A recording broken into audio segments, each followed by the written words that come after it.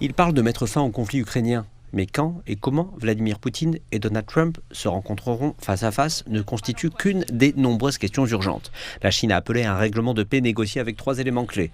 La reconnaissance de la part de la Russie et de l'Ukraine, la participation égale de toutes les parties et une discussion équitable de toutes les propositions de paix.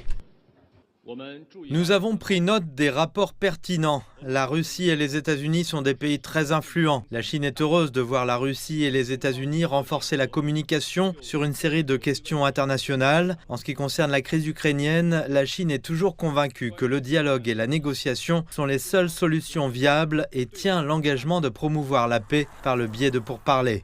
La Maison-Blanche et le Kremlin ont tous deux célébré l'appel de mercredi entre Poutine et Trump comme une avancée majeure dans un conflit qui approche de son 3e anniversaire.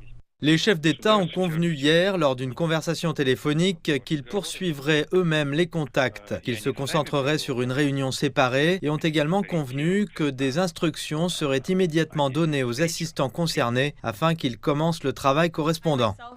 Je viens moi-même de parler au président de ces appels et il m'a dit de vous dire à tous que c'était de très bons appels. Ils ont été très positifs. Cependant, le président ukrainien, qui s'est entretenu avec Trump après l'appel avec Poutine, a exclu un accord de paix sans sa participation et il en veut plus.